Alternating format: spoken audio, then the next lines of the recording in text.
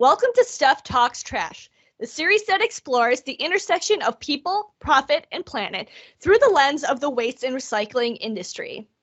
My name is Stephanie Valentic, Editorial Director of Waste 360, and today I'm talking trash with Bryan Fairbanks, the CEO of Trex. We'll be discussing how the company has evolved through its 30-year history, how its composite decking is made primarily from recycled materials, and what the company's ESG goals look like now and in the future.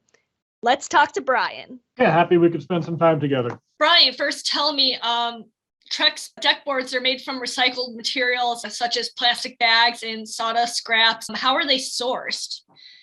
Yeah, correct. So roughly the makeup of the boards is about 50% plastic, 50% wood. So we've got sourcing programs that go after both of those products in the marketplace.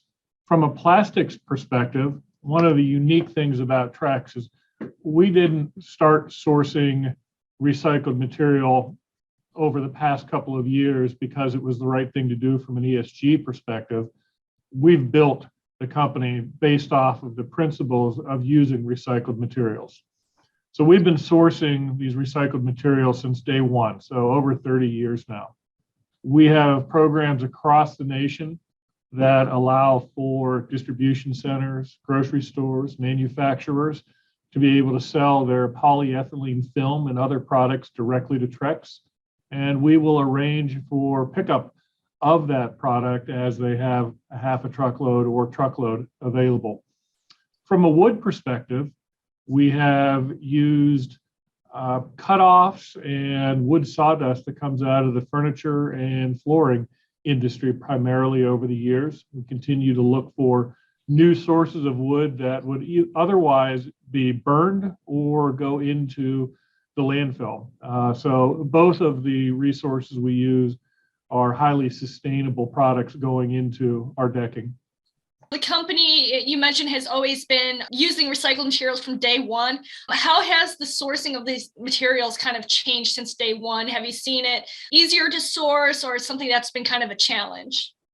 It ebbs and flows over the years. We were one of the only ones in the market during the, let's say, the first 10 years of our company. So it was people were putting all of that material into landfill. It was pretty easy. Trex would come in and say, rather than landfilling it, we'll send a truck and take it away from you. And probably at that time had virtually zero cost to us. So we were getting the material for free. Of course, over time, a market developed, and we were a big part of showing people that these materials could be used for end user products. A market developed, and then we started paying for it. We've gone through inflationary cycles and deflationary cycles. Back in 2005 through 2008, was a significant inflationary cycle. And then from 2016 through 2020 was deflationary. And if you recall, during that time frame, it's when China backed away from buying recycled materials or that sort of waste out of the US.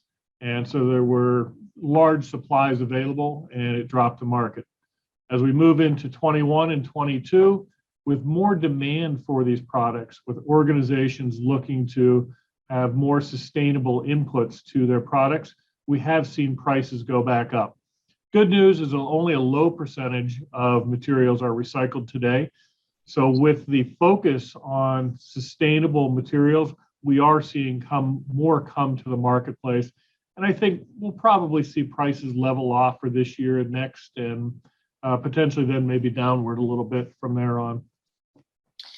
So the company used more than 850 million pounds of polyethylene film and reclaimed wood fibers in 2019.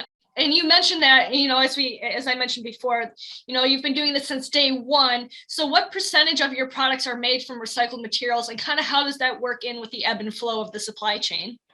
Sure. So decking is the largest share of our revenue. We don't provide exact split outs of it, but decking is 95% recycled content.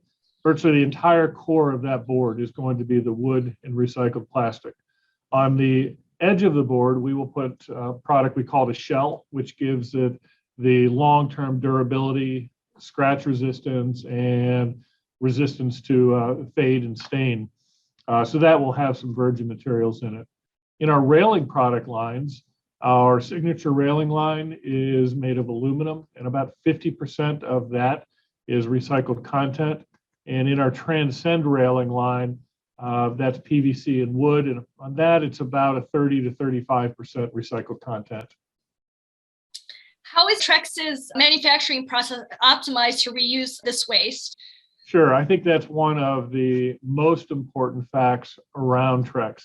Many organizations would like to use this material because it has a lower cost basis to it than does virgin material. But the issues that you run into in running these recycled materials is that they're highly variable.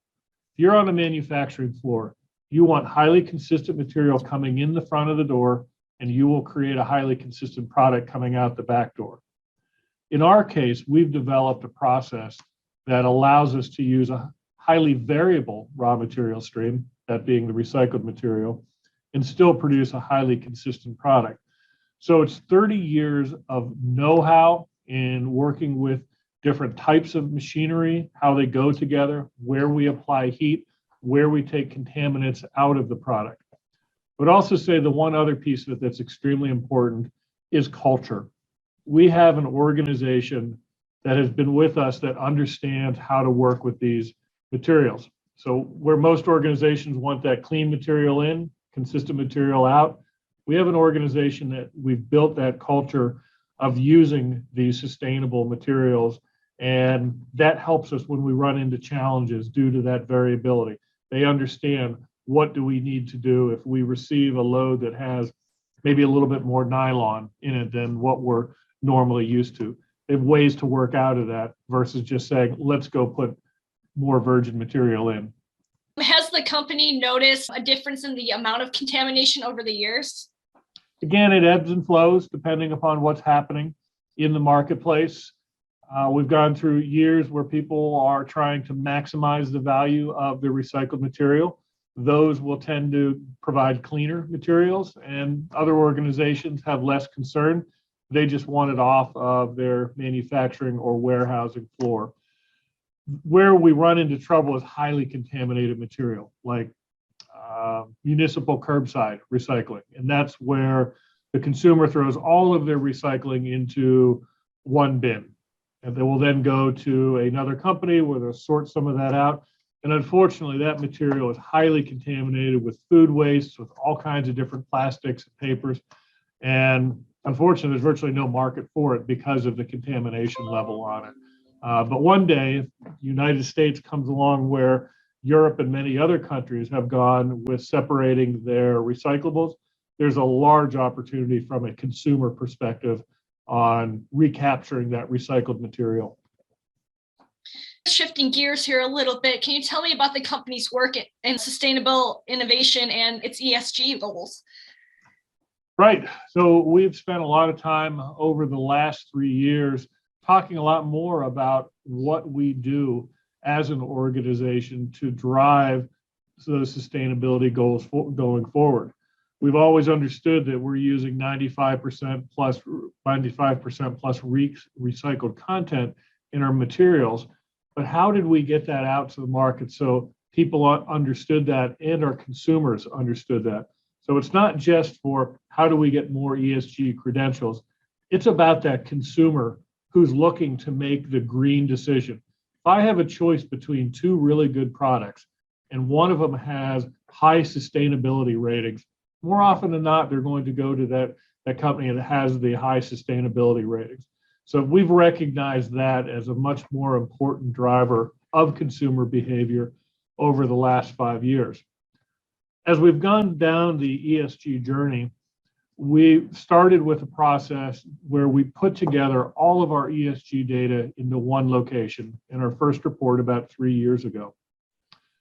We improved on that in the second year. We started to add more data, more targets, and in the third year continued to do that. And what we've seen, water was a great example. We learned the amount of water that we were using in our organization and what the cost of that water was. We were able to put water recycling or refiltration systems in each one of our plants it not only saved, it was about 98% of the water being used multiple times versus going into the municipal water sewer system, but we also found cost savings from it. So those are sort of things where we can find benefits to our shareholders as we go down the sustainability journey. Is there anything in the pipeline for Trex that will amplify any of your sustainability efforts in the next couple of years?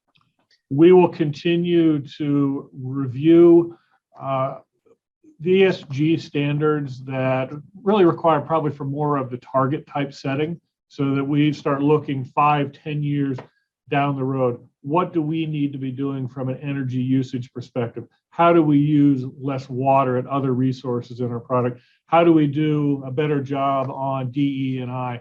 All of those things are going into our strategy as we look at our ESG reporting, but then also how does it drive management behaviors and how do we set our own expectations based off of those targets?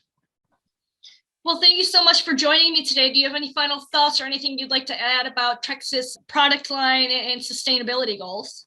Just one clarification, the 850 million pounds, that's both plastic and wood combined of sourcing. And I think from an adding perspective, the Trex company takes great pride in our ability to use this material that for many years otherwise would have gone into the landfill. While we've been a market leader from doing that, many other companies are coming behind us in trying to do the same thing. The challenges that they will run into will be significant. And that goes back to the comment that I made on the culture. It is difficult to do this, and we run into challenges regularly on it, even with 30 years of experience. So those that think it's easy to do and they can just jump into it and receive the benefits from it, it will take time for them to be able to see that. And we'll continue advancing our lead during that time. Thank you once again for joining me for this episode of Stef Talks Trash. For this and other episodes, please visit waste360.com and don't be trashy.